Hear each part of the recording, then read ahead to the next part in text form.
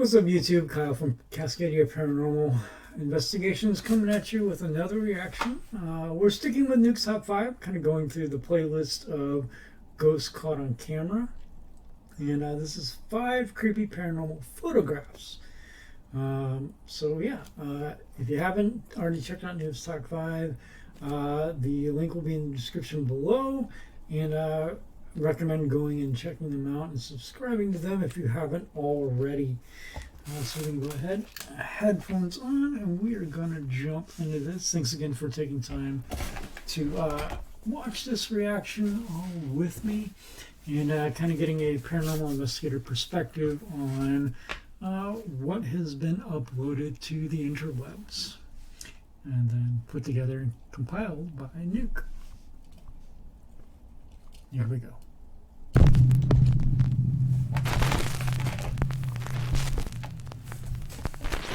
Top 5 creepy photos with disturbing backstories. The Sorensen tragedy. The Sorensens were a Danish couple who immigrated to the US in the early 1900s with their young son Anders. The Sorensens settled on a farm in Missouri and soon had 3 more children, Simone, Rika, and Matilda. This photo of the Sorensen children was taken in 1916. When the picture was developed, the Sorensens noticed a strange imperfection in the photo, an odd zigzagging line that cut from left to right across the picture. At the time, errors in photographic film processing were common, so the Sorensens thought nothing of it. Several weeks later, the 3 oldest Sorensen children were playing beneath a pile of hay inside the family barn. Unaware that the children were inside the haystack, their father Nicholas drove a horse-drawn hay sweep into the pile. The hay sweep's sharp blades dismembered all 3 Sorensen children, killing them within minutes. Eerily, the children's injuries matched up almost exactly with the bizarre line in the photo they'd taken 3 weeks earlier. Matilda, who had been inside the house with her mother, was the only Sorensen child left alive. According to the story, the farm's donkey, pictured here, later died when it got its head stuck in a barbed wire fence and almost decapitated itself in a wild panic to break free. The disturbing story of the Sorensen photo has become a part of popular internet folklore. The Tower on the Moon. That's pretty crazy, and I've never heard of that story before.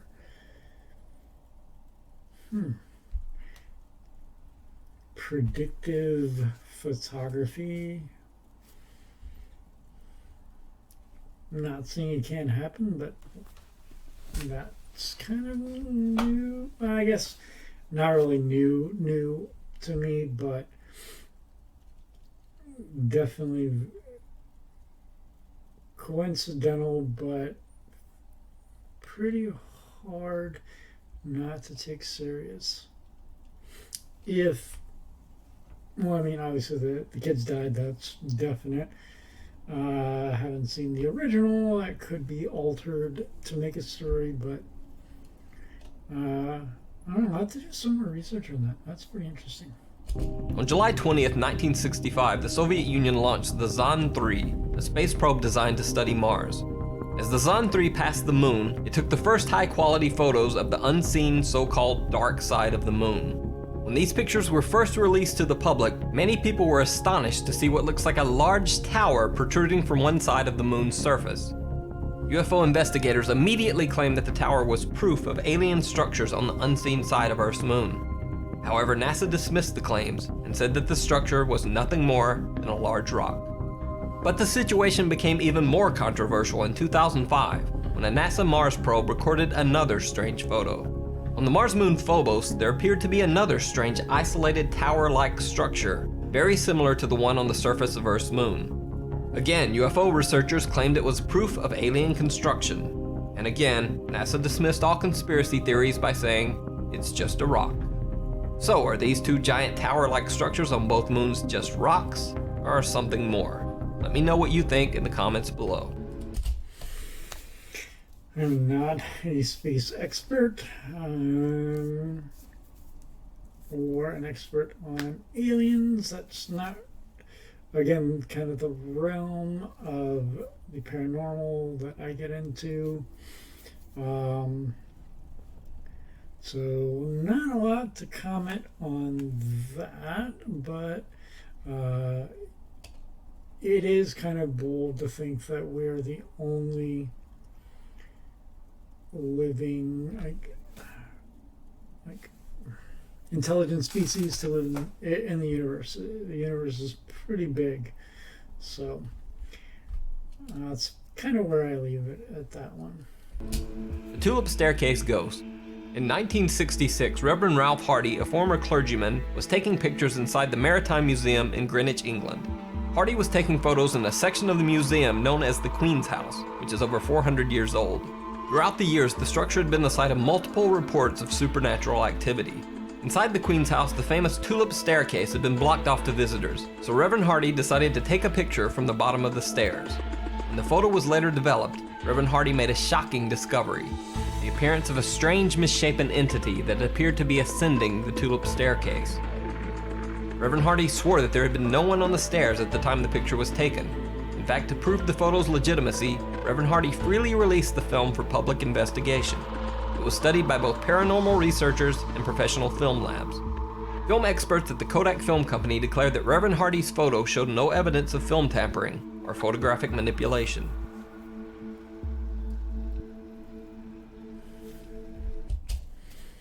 That's kind of what I mean by, definitely validity and authenticity of having that kind of group of people to work with to validate. And now in the digital age, it is all like being able to show like raw recording, like from my webcam or my Canon M50s or my Ghost Pros, which are GoPros that have been modified so that they are in the full spectrum lighting, of kind of having that SD card of the original unedited photo. If ever anybody wants to research or verify any type of footage that we may catch, kind of keeping those files in their raw form before going into, because some editing has to be done. Otherwise, audio levels could be wonky on the mic that's being utilized. I don't do a lot of color gradients or anything like that. I try not to mess with anything. It's mainly audio, and then figuring out timing, because we could be out at a site for 7-8 hours, depending, as little as 4, but kind of being transparent about what we're doing. It's that whole juggling back and forth of wanting to be transparent, but also if there's nothing going on at the site, again, still being transparent about that, not trying to, create content just for the sake of, hoping to get likes and going viral or anything else like that. It's, wanting to enlighten people, bring the truth about what goes on, because I've said this in another video, but it is very rare to find and be able to know when paranormal activity is going to occur. It's especially if it's an intelligent haunt. If activity is going to happen, it's going to happen when they want it to happen. And it doesn't always happen at night. It can happen during the day, just as easy as it can happen at night. There's no law of physics or anything stating that a ghost can't haunt, a spirit can't haunt during the day. They don't sleep and then just come in at night. They're not just nocturnal. So kind of being what helps and why a lot of investigations are done at night is availability of schedules of people, and the less likelihood of outside interference. Sorry, I cracked a knuckle. I just realized that. Of outside interference during the investigation, because outside interference, noise, people walking in and out of the camera, the view of the camera, static cameras, especially if we're in an area that we set up a statement camera and go away to check out another area. You know, the likelihood in the evening of somebody contaminating the investigation site is much, much less. Some people did do it for that added effect of it's spooky because it's night, you know, what you can't see, you fear what you can't see and what you don't understand. It draws those emotions. That is true, but it's also more dangerous. You don't always know what hazards are in the area, especially like when we went to a ghost town, old mining town that was abandoned after the mine was empty, and it was closed and capped and everything else like that.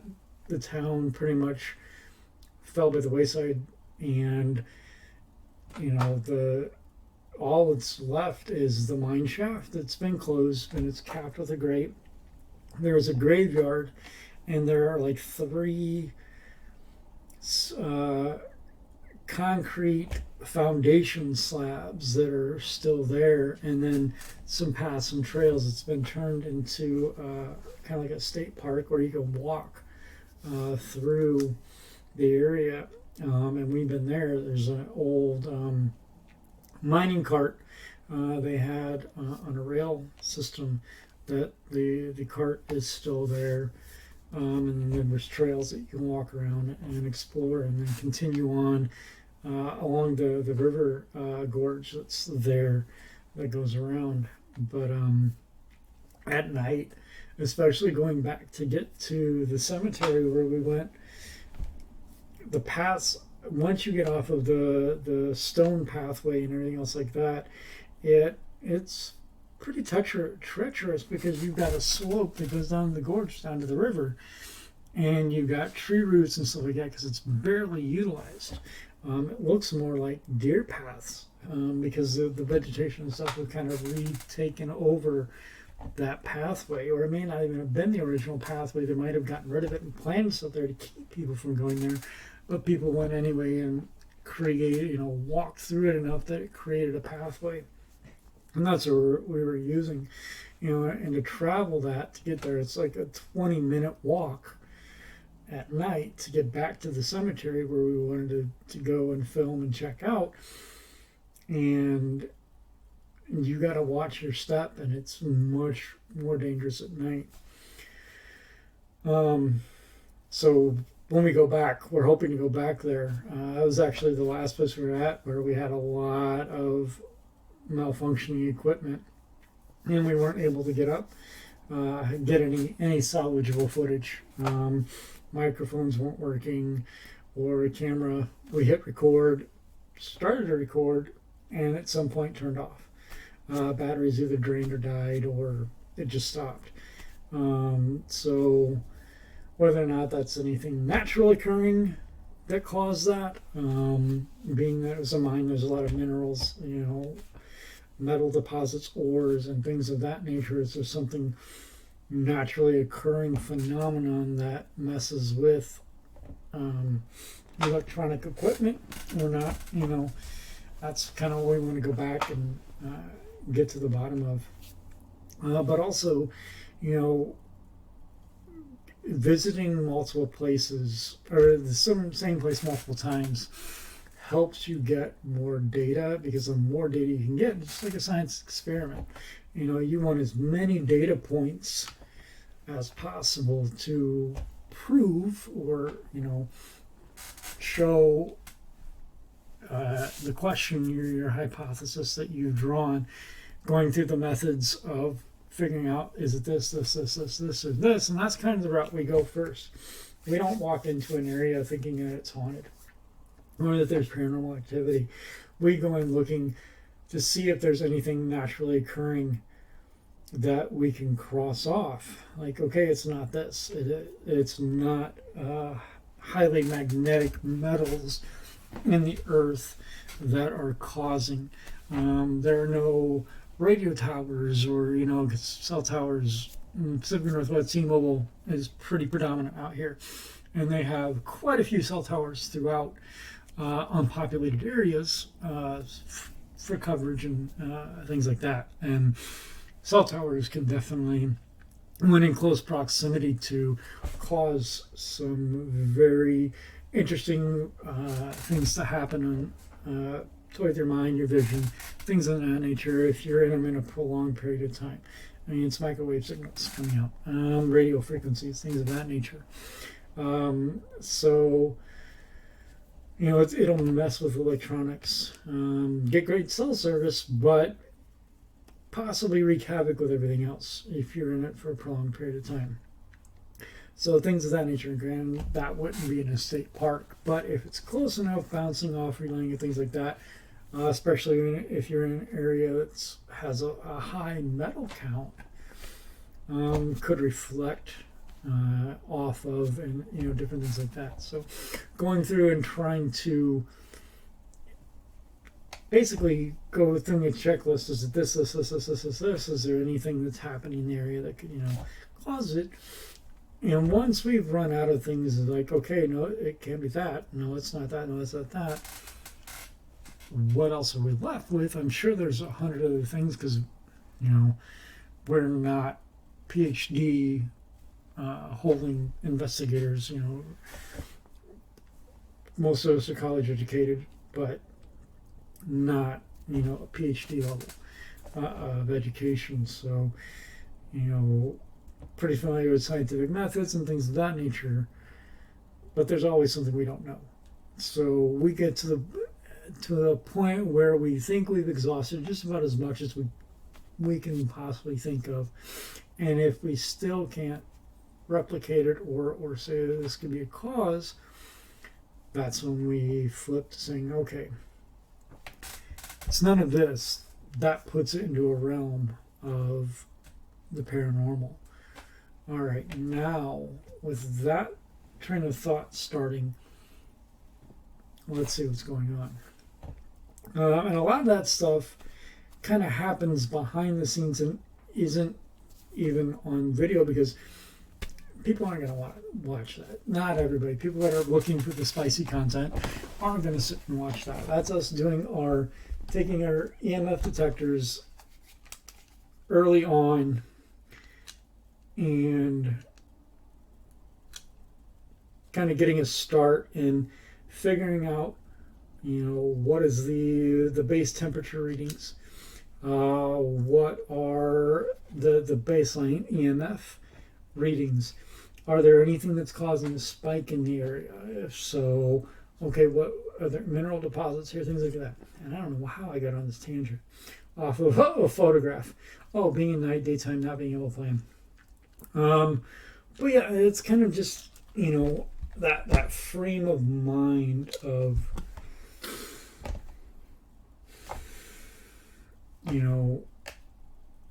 that was a good tangent. Now I kind of caught myself in the tangent. I forgot where I was going with it. Other than you can't plan it. So being in an area, having somebody in to be able to legitimize by having like Kodak take a look at the film and stuff like that, digital, keeping the raw files and stuff like that, really helps the investigation and then credence and that legitimacy to your investigation. The Hessdalen Lights. There's a strange phenomenon that only occurs in the small Norwegian town of Hessdalen. In the remote Hessdalen mountain valley, bright multicolored lights and orbs have been appearing since the 1930s.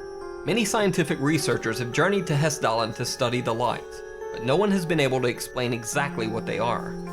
One theory suggested that the lights were simply ball lightning. However, this theory was disproven when it was found that unlike ball lightning, the orbs leave no scorch marks when they make contact with the ground. Other theories have suggested a strange chemical reaction caused by the unique mineral composition of the Hessdalen Valley. However, eyewitnesses have reported that the orbs seem to act in a seemingly intelligent manner, which wouldn't be consistent with a chemical reaction. Reports state that the orbs sometimes hover over people or houses before zooming off into the night sky.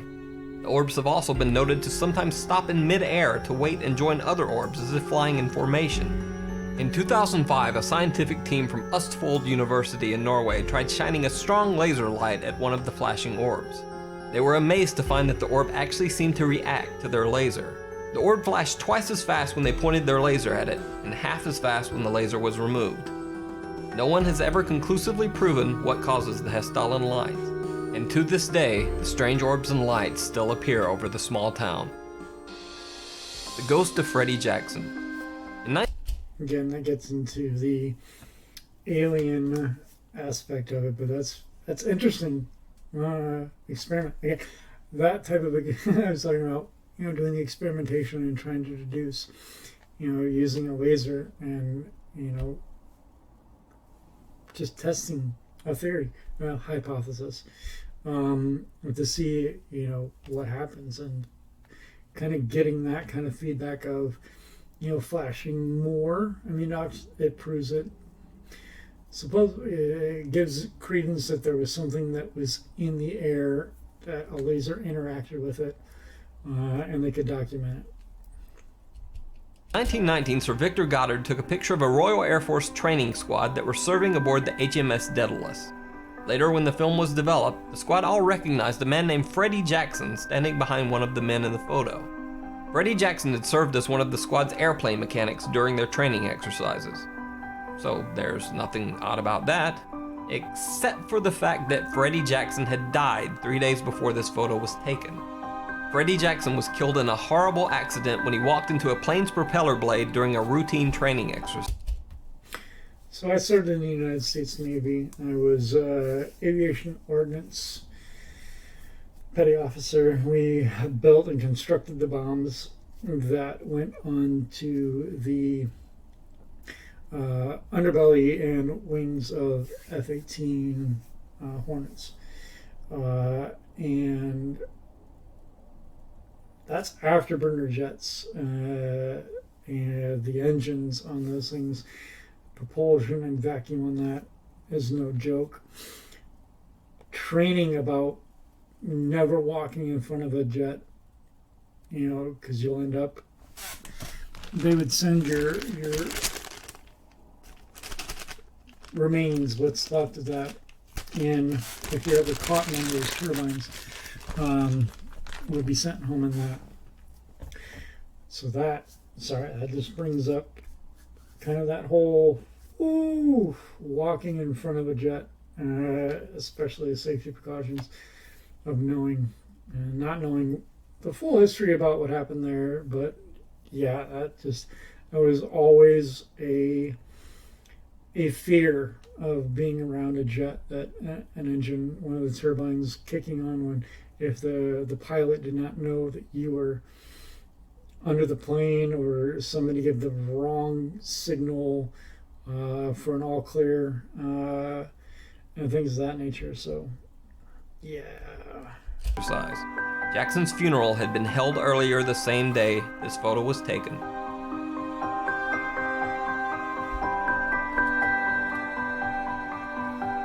That's pretty interesting. A little shorter video, but I went on a tangent, so I kind of made up for being a little bit shorter one. Yeah, that's that last one with the Daedalus.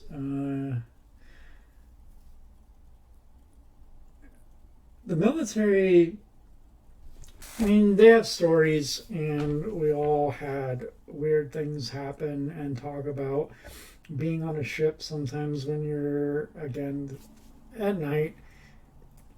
The history around the military, tragic death, loss, accidents, war, different things. There is definitely a lot of trauma, a lot of kinship in your fellow soldiers or shipmates, airmen, Marines.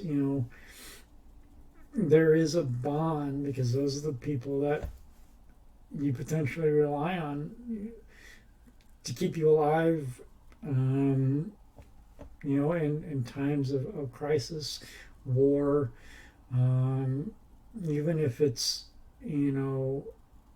just going out for drills and things of that nature, it still can be very dangerous, even if you're not actively engaging with an enemy. We're human. Mistakes can happen. So you build that bond with your crew.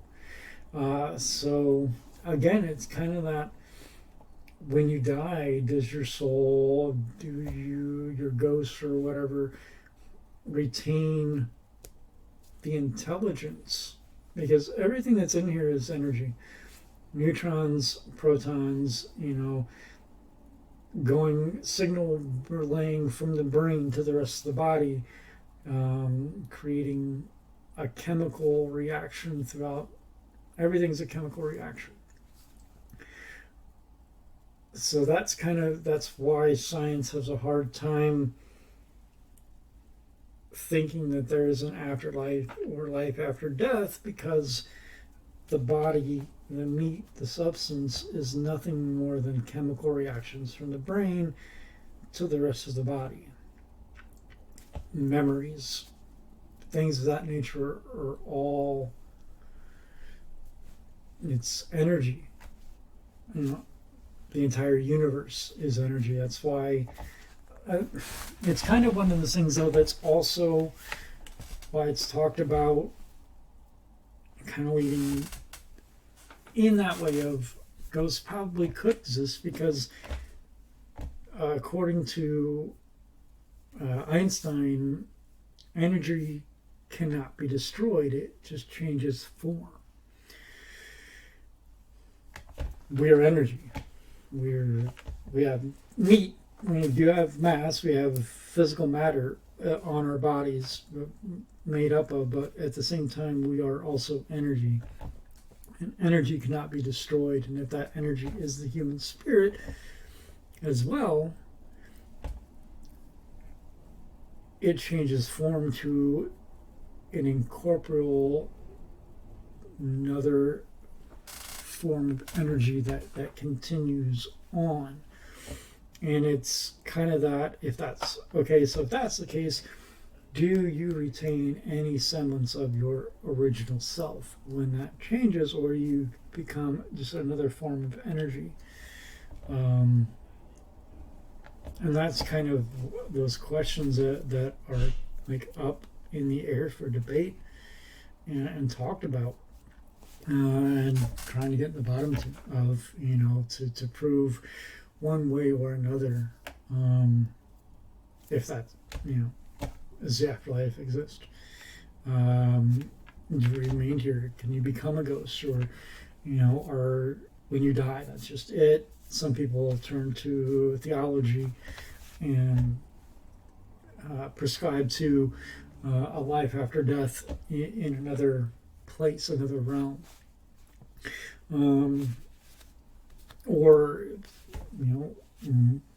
mirror universes, parallel universes, are also kind of thought and touched upon as a potential hypothesis, that when the lines cross really, really closely, or the barriers between the universes, like you got the MCU right now going on the whole multiverse as their overall plot for the MCU.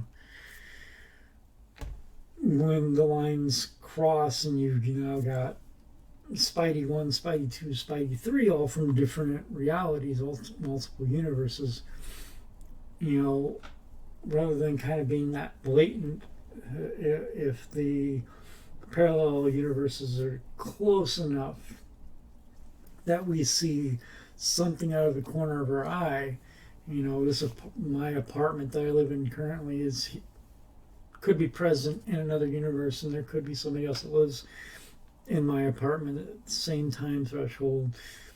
And if the walls of fabric of reality get close enough or are thin enough, we impress upon each other, and that could be what we see as ghosts or, the supernatural activity. Somebody closes a door, turns on a light, that could be happening in an alternate universe, a parallel universe, at the exact same time that's happening here. We're just so close that it affects both realities. That'd be, that's kind of an interesting concept, and one that I'm, not going to rule out, but there's no way for me to be able to determine that, especially when, you got people, astrophysicists, that were hawking that they couldn't say whether or not there's a possibility for it, but how do you measure it? So different little things like that. So it's just, that's why I'm an investigator. It's why I go and do that, to try to figure out, what is going on, what is causing this phenomenon. And that, who knows, that could be the same thing with, aliens, on why maybe in this universe we are the only ones, and when we do see things, they discovered how to jump parallel universes and see what's going on here. I don't know. I mean, make for a pretty cool movie. I mean, they kind of sort of did a little bit with Far From Home, but Spidey. But yeah, I went on another tangent. I could talk a lot about paranormal. I enjoy it. I'm pretty passionate about it. It's just past couple of years, there's just been so much going on that I haven't really been able to produce as much content and get out there and investigate as much as we like to kind of educate and show, our journey of our quest on trying to figure out what paranormal activity is, and if it's real, or if there's natural phenomenon that's occurring that we just haven't figured out how to measure, document, and replicate. But yeah, thank you again for tuning in, and don't forget to hit the like, the subscribe, and the notification bell. I'm going to try to do these reaction videos a little often. I enjoy watching them, and it's kind of fun being able to bring you along for the ride and have some dialogue. And if you have any commentary on what we watched together, and you want to talk about it, leave a comment down below. I'm going to start posting social media stuff in there. Haven't been on it a lot. We have a Facebook and an Instagram, because we want to start doing some shorts when we get out. But we're thinking about TikTok, and we're debating about Twitter. But with a lot of the controversy that's kind of surrounding, it is now currently May of 2022, and Twitter being bought. So we'll see what happens with everything that's going on. So, but yeah. So Facebook, Instagram, and possibly TikTok for some shorts on there is what we got, along with obviously YouTube. So if you want to follow any of those, links and stuff like that will be below as well. Have a great night, or day, or morning, wherever you are in the beautiful world. Bye-bye.